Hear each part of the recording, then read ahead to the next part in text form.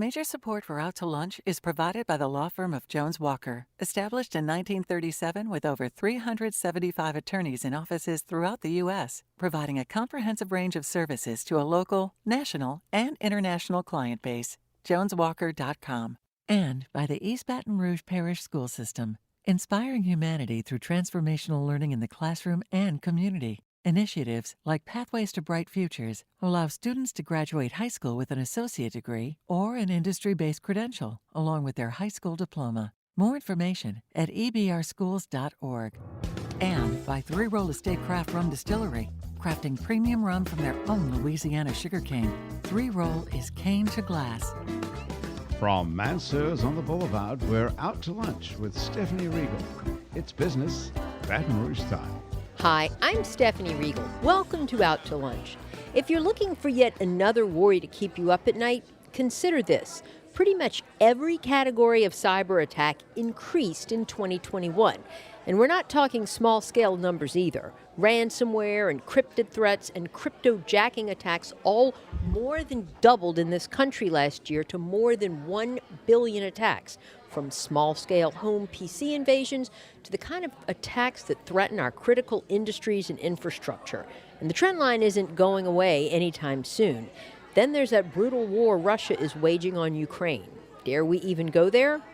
With me today to discuss all this is Jeff Moulton, President and CEO of the Stevenson Stellar Corporation, a not-for-profit applied research firm focused on cybersecurity for its customers, most of whom are federal agencies. Jeff is a return guest on this show. You may remember our visit with him in 2021 when he was then also leading the LSU Stevenson National Center for Security Research and Training.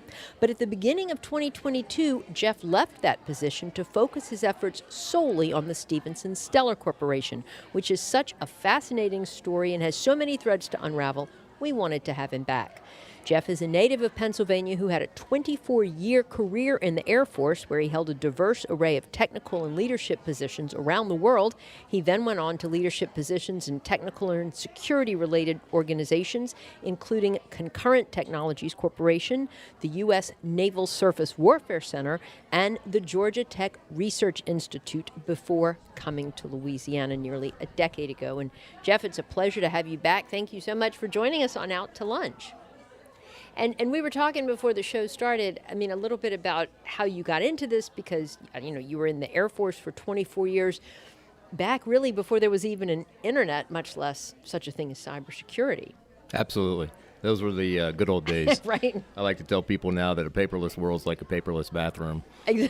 Just doesn't work all the time, right? So right. You need to have, backup plans and alternatives for when the technology disappoints you. Sure. Try to buy a driver's license or get a driver's license now when the internet's down. Can't do it. So if you started, back then with the Air Force, how did you become an expert in cybersecurity? Did you learn as this whole industry was growing out?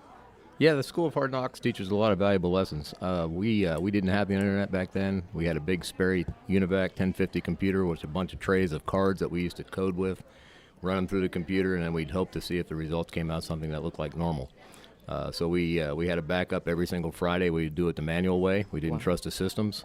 And through that evolution, and the internet started to grow and become more used for e-commerce is really what drove it. Industry drove it, not the military. Sure. So that was really the turning point, and I was responsible for all the communications that Special Forces used in the Air Force, and they wanted to leverage the power of the internet. So in order to do that, they had to secure it. Back then it was called information assurance.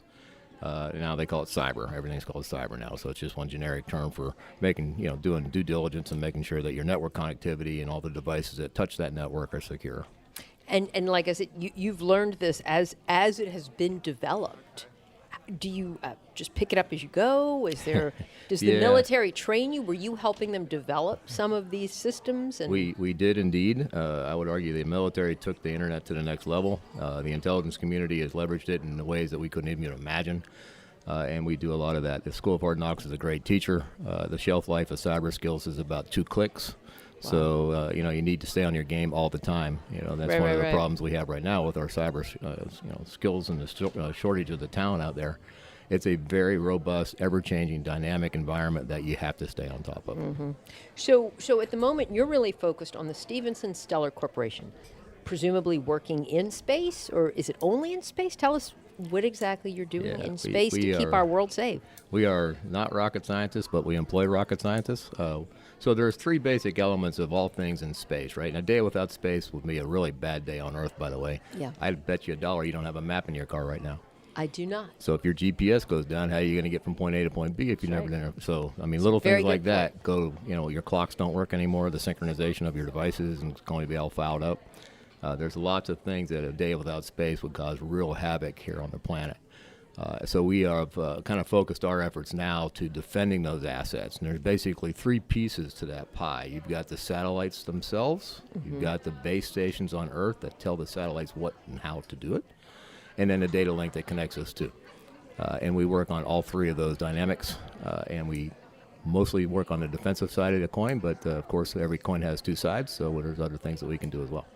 And when you think about it, when you put it like that, like you'd lose your GPS, you'd lose access to just about everything. It's not just the ATMs that would go down, but it's everything. That's very terrifying. That is why we're employed. And so your clients are mostly the federal government, the Defense Department? Yeah, or we work what, with the Department of NASA? Defense. I We mean, work with the intelligence community. We work with the Department of Homeland Security, folks like that, NOAA. Department of Commerce, all the normal players that you would think to have a relevant stake in the cyber game or the information traversing the internet game. There's not too many departments that I know of that are off the grid, if you will, so to speak. Everyone uses the internet for a multitude of reasons, and in the federal sector, that becomes very sensitive. And I know there are a lot of IT companies and firms and experts out there that are working to protect cybersecurity, or that a bank or a hospital can call if they're hacked. But I mean, what you're doing is seriously at the next level, right? I would say we take cybersecurity to the next level. That's a true statement. So what are you doing in Baton Rouge? Well, there's lots of opportunities here. One of the things that I was asked to do earlier on, back in about 8 years ago, Bobby Jindal saw me speak out in California and asked if I would come down here and consider building a cyber capability at LSU, very similar to what we did at GTRI. Okay. And I initially said no, and then he sweetened the deal, so here I am, 8 years later. Really, it's been a really fun ride. There's lots of opportunities down here. This state has almost every single element of the 16 critical infrastructure sectors in one state, 4.3 million, whatever they are population-wise, so there's a lot of opportunity to network. And, I know the governor personally. He'll call me personally. I know the folks at GOSEP personally. They call me. So we, it's kind of a tight-knit family here. You won't have that in, let's say, Manhattan, Atlanta, those kind of places, right? So are there a lot of competitors of yours around the country that are also doing this? I mean, how big is, when you get to your level? Say? Yeah, when everyone says they do cyber, that's a defense contractor. There's some do better than others. We do a lot of work at the classification level that we can't go into much here. That said, so we are a nonprofit. I like to say we're not for loss either. I still have to pay payroll and so forth, and the cyber people and employees are pretty expensive. The demand is really high. The supply is really low. And to find someone that can actually do versus just say cyber with a clearance to work on, God knows if the application's in space, it's even a smaller player pool. Wow. So I'm competing with the likes of Elon Musk and Richard Branson and Lockheed Martins and Boeings of the world. Wow. So bringing that kind of talent to Baton Rouge is somewhat challenging, but we're doing pretty well at it. And are they based here, or can they work from, their home office in San Jose or Austin or something? Yeah, it's a virtual world right now, and since the COVID tragedy, there's a lot more remote work, and that's a whole topic of cybersecurity challenges in and of itself. But for the most part, a lot of our work can be done in non-classified spaces, so you can work from home. Some things do work better remotely than in physical presence in a space. But if it's like a classified project, we have to work at customer sites, so we don't have any option there. And then there's a lot of cross-pollination that occurs when you get people together in an office, like water cooler talk. Sure. And that really helps when you're cyber is such a dynamic problem space. You have a piece of information, I have a piece of information, she has a piece of information. If you put that together, that becomes meaningful. Yeah. Independently, working from home, you don't always get that. So. That makes sense. So I know you can't go into too much detail, but can you get a little bit granular about what y'all really do? I mean, y'all develop the software or the hardware that's up in space to detect the kind of threats that would maybe bring down the power grid, for instance, or something like that? Well, we're a nonprofit, so we're not allowed to compete with industry when it comes to production. Now, Okay, that said, you're not allowed to compete with industry when it comes to production. That's right. So you can't So make anything. I can make prototypes, and I can proof a concept, right? A prototype. And that's really where I'm limited. I can't go beyond the prototype stage. Now, a prototype might be 10, 15 different devices, but prototypes were actually we're held to by law. The IRS won't let us go past that, and for a reason, because we are a nonprofit. We don't pay federal taxes, so therefore we shouldn't be competing with industry.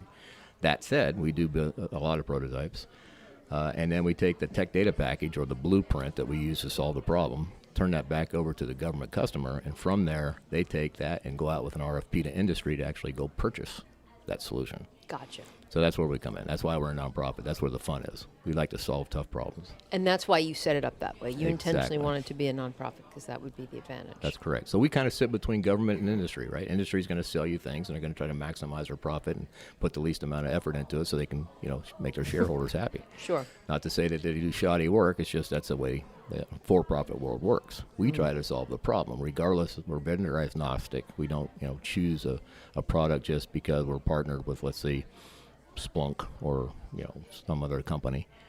We will try to say, okay, if you need data analytics on this particular platform at this particular speed and you have X dollars to pay for it, what should we be using? So we'll go out and look like at Consumer Reports and come, okay, maybe it is Splunk, maybe it's not, maybe it's some other company.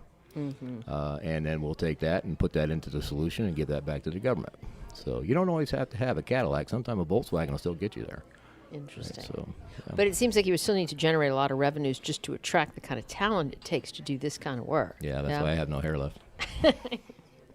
So we as just lay people out here, and we hear about cyber threats, as I mentioned in the introduction. They're going up, and we know we're vulnerable. What are our biggest vulnerabilities? What keeps you up at night? Well, for me, it's job security. So if we solve this puzzle, then I'm probably going to be out of work, which I don't think that's going to happen anytime soon. What really keeps me up awake at night is the naivety of people, right? People just have this inherent desire to, put convenience over security, right? So for the sake of convenience, they're willing to give up a lot of security, and that scares me really badly, especially for people that are too naive or too young to understand that. So children are really I don't remember the statistic, but it's like 35% more likely to be attacked from a personal identity theft perspective than adults are, right? Because they're into things that they probably shouldn't be, and parents aren't watching them closely enough, and next thing you know, stuff happens. Right. And it's unfortunate because then they get about a 15-year head start, and usually by the time that they're going to college for the first time, and I've had many people here at LSU and their parents come to me and say, what happened? They went to get a credit card or they went to get an apartment. And they find out that their, Johnny or Susie's, security has been compromised, and they have a bad credit. So, 15-year head start, pretty hard to undo. So I tell people all the time, I said, as soon as that, child gets a social security number, freeze that credit. It's so easy to do, and it stays frozen until they defrost it, right? So basically write a little letter, takes 2 sentences to Experian, TransUnion, and Equifax. Interesting. And problem solved. It goes a long way in keeping you safe. You're listening to Out to Lunch. I'm Stephanie Riegel. I'm talking to Jeff Moulton of the Stevenson Stellar Corporation. Now, I know last time we talked about the Internet of Things and all of those smart devices we have in our homes that are supposedly making our life easier. That's also increasing our risk, right? Absolutely, especially with the advocacy or the evolution of 5G. 5G is really scary because it's going to have, it's going to exponentially compound that problem. Is it here? It is. I mean, I keep hearing to some about it. I degree. know they're putting up the little towers, annoying people everywhere, neighborhood fights. But, do we actually have 5G yet? In theory, no. We have beginnings of 5G, right? So there's parts of the elements, all the ingredients aren't in the gumbo yet, but it's getting close. There are devices now being manufactured in China, of course. Huawei, for example, make things problematic for us, and we can't use those devices. But that said, we are getting very close, and it will be here soon. So we're working very closely with that. I'm working with the Air Force and some other folks in San Antonio and here in Baton Rouge and up in Shreveport. So explain to us why having these smart devices, I mean, I could guess, but I mean, technically, what is it? Do they get inside of them? Hackers are just able to access you through your refrigerator, your alarm clock, or whatever that much easier? Sure. Whatever. So just let me say this right up front. Smart devices are dumb. If I had my way and I was king for the day, I'd throw them all away. Okay. Right. I don't value convenience that close or that much to give up my security. But that said, it's really it just becomes an attack. Every single thing on your network, including your phone, now become a sensor or become an attack vector, which means there's one way of getting into where your personal goods are. Right. So right now, anything that's connected to the internet can be hacked. It's just a matter of time, patience, and money. Right. So for that, I'm really worried about this new evolution of electronic or electric cars. We have not thought this all the way through. So I just literally read yesterday about one of the charging stations up in New York City being hacked. So you go to plug in your Tesla, guess what? You just gave up all your information that was tethered to your Tesla. Wow. Most people were actually downloading their contacts and so forth into their cars from their phones, which is problematic in and of itself. And then they take that and they plug that into a compromised charging station, and guess what? All your data just went to somebody else. Unbelievable. Happens every day. Really? I can't tell you how many rental cars I take. I travel every week of my life. The rental cars are notorious for this because people don't turn their Bluetooth off on their cell phone. So as soon as you get into a rental car that starts connecting to that car, that car just absorbs and sucks down all that data. I have seen thousands of contacts, thousands of text messages, thousands of different things in phones in rental cars across the country. And let me back up for a minute, because I guess I just can't get inside the mind of a hacker. I can see where they might want to steal somebody's bank account, but why would they want my 2,000 or 5,000 contacts? How would they even use that? I mean, I've got babysitters that are 10 years old in there. I don't even know who they are. What would they do with that number? It's not like I've got bank account numbers written next to their names or something. Well, a lot of people do. Not necessarily next to their names, but they have their personal information in their career. I'll tell you right now, on your cell phone, I don't have my phone here in front of me, but there is a way to be able to a little bit more secure, and I would argue Apple's probably better than most, but still not perfect. And when you start loading that up into your car, it doesn't really matter if you do or not, because it's there for everybody to see, especially if you leave it in a rental car. But the motivations behind any hacker is, kind of questionable, but most of them are out for profit, right? So they're going to try to sell that or exploit that some way in which they can make money. Okay. And one of the things we're seeing right now is people are not, and people are smart enough now, and I think that the threat's widely known and accepted now that they're trying to protect their banking information and their insurance and that kind of thing, right? But what they forget about is stuff that still has value. For example, I had a friend of mine, one of my employees, that just got his Hilton Honors points stolen. His Hilton Honors points. He had 4.9 million Hilton Honors points. Now get this, that translates to about $9,300 worth of Amazon gift card. They had already spent it within 30 minutes of getting it. They had already spent. Unbelievable. That's how fast it has. So there's again, what's the motivation there? Greed, money. Sure. Want to get something for nothing. So, you said all of our devices, smart devices, are dumb, but we're pretty much all to the point where you can't live without a smartphone, at least some sort of smartphone. So what can we do? I mean, at the very least, like to protect your phone, say. Because you got to function with some degree of. Sure. Yeah. I would argue you don't necessarily have to have a phone. We live for years and millennium, thousands of years without having a smartphone, right? So, I would say, I'm not going to say go crawl underneath a rock, but I do have a series of things that we'll talk about towards the end of this interview about, what can I do about things, right? So what are some of them? Well, for example, after we pay for this lunch today, let's assume that the bill came out to $13.01. I would always round it up to 99 cents because I travel all the time, say the tip. So my tip now is like 20%. Let's say $5.99. So when it comes out on my bill, it ends in 00.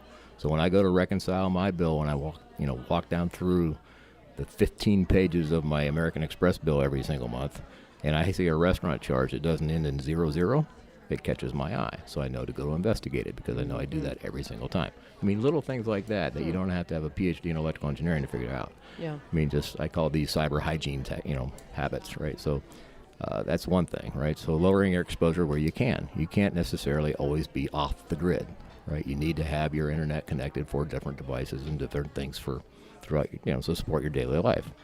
But I would argue you probably sleep on the average of 7 or 8 hours a night. Do you turn your lights out? Mostly. Yeah. Mostly, yeah. Do you use your internet? Well, I hope. I don't know. No. When you're sleeping, right? you don't. I'm sleeping. Right? I'm not using it. So why is it still on? So if you can turn your internet or your router off, Turn your router off at night. put it on a timer just like you do a light. Uh-huh. So it cuts you down 33% of your time, right? So 33% less exposure on the internet to be hacked or problems to go wrong. That's huge. So something very simple. Takes $5 to go to Walmart and get a little timer. Plug your router into it just like you would a light. Cuts off 33% of your exposure. What about if you do have a smart refrigerator or, a smart burglar alarm or something? Any way to protect against attacks to those kinds of and almost every one of these devices will have some sort of two-factor authentication to be enabled. And if it can do it, use it. If it can't, go find one that does before you actually buy it, because that's becoming really problematic right now. We're hacking it. We call it the Internet of Things Living Lab over in Roseanne. Level Homes and us partnered. They built us a house, and we basically put all kind of smart devices in it. I think there's over 200 devices in there now, and we're learning to hack them. Every single one of them. One of the most easy and probably the most problematic is the security cameras, to include the baby monitor sitting above the nursery. So that's it's something that's becoming very, very bad, because we can actually make it look like you're not in the house. You see the feed on your phone, so you think you have Nest or whatever. Pick your home security system, right? So we actually, you're looking at your phone, you're looking at the picture, and it's like, oh, there's nobody in there. Good, life's good. So we can actually open the secure safe lock. We can make them unsafe. We call it unsafe lock, because we can open that lock and you wouldn't know it. Doesn't show up on your phone like we've been in there. And then we can change the camera feed so it looks like, remember the Nicolas Cage movie, whatever it was called? We actually called our exploit Nicolas Cage, right? Because we're actually going in there, when he was stealing the Constitution. Remember that in the National Archives building? Right.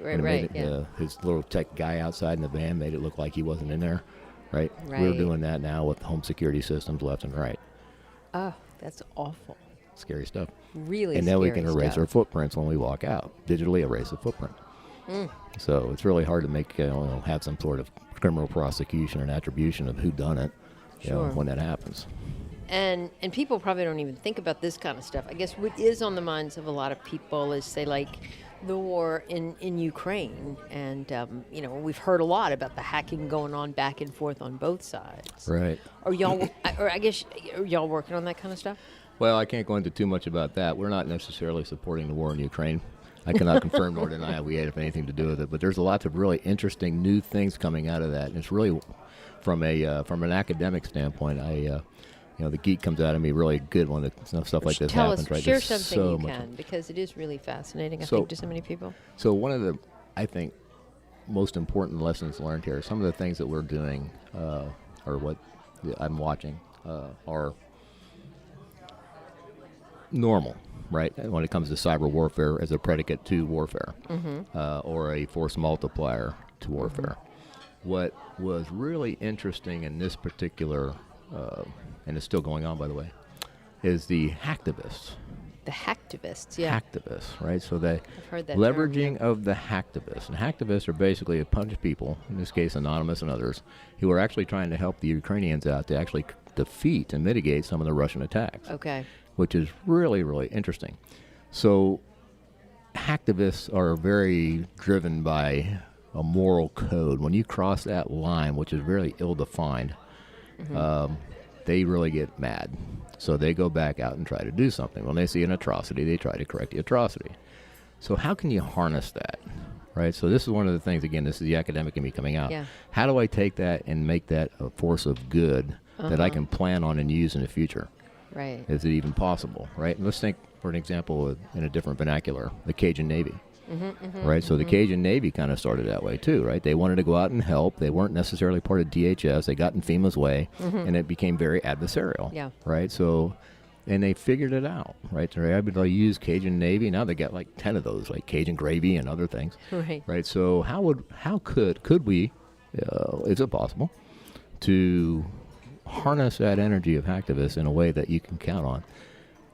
That would be really neat. So I think that's one of the real interesting lessons learned in this Ukrainian battle, right? So some of the other things that we've already known, we've known for a long time, and it's a very, very unfortunate. And again, it comes back to our satellite security stuff, right? So they whacked Viasat.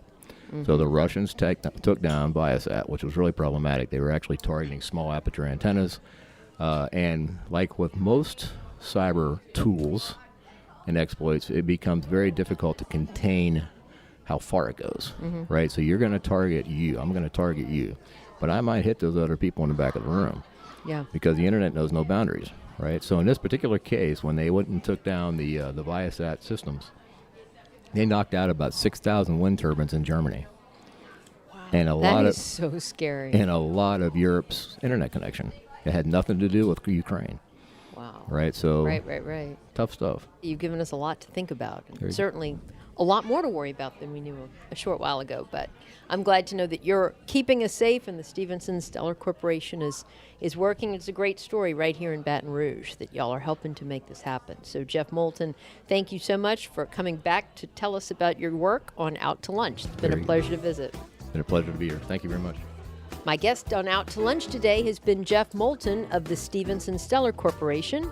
We had to edit this show to fit into our time slot here on WRKF.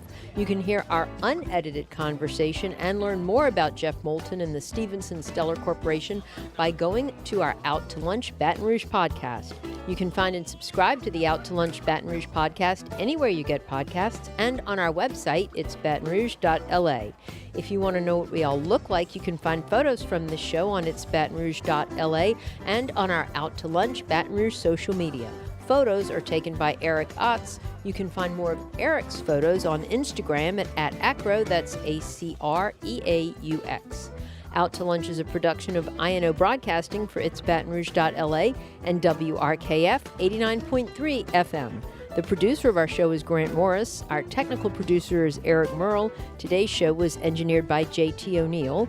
Our associate producer is Peter Raschuti, and our Baton Rouge business consultants are Charlie D'Agostino and Ann Edelman. I'm Stephanie Riegel. Thanks for joining me. I look forward to meeting you around the table at Mansour's again next week for more business Baton Rouge style on Out to Lunch. Out to Lunch Baton Rouge is recorded live over lunch at Mansour's on the Boulevard in Baton Rouge. Mansour's is open for lunch daily 11 to 2, for dinner nightly, and for brunch on Saturdays and Sundays. Major support for Out to Lunch is provided by the law firm of Jones Walker, established in 1937 with over 375 attorneys in offices throughout the U.S., providing a comprehensive range of services to a local, national, and international client base. JonesWalker.com. And by the East Baton Rouge Parish School System, inspiring humanity through transformational learning in the classroom and community. Initiatives like Pathways to Bright Futures allow students to graduate high school with an associate degree or an industry-based credential, along with their high school diploma. More information at ebrschools.org. And by Three Roll Estate Craft Rum Distillery, crafting premium rum from their own Louisiana sugarcane. Three Roll is cane to glass. Mitchell Foreman wrote and performs all the music on Out to Lunch. You can hear Mitchell's music anywhere great jazz is sold or streamed, and at mitchellforeman.com.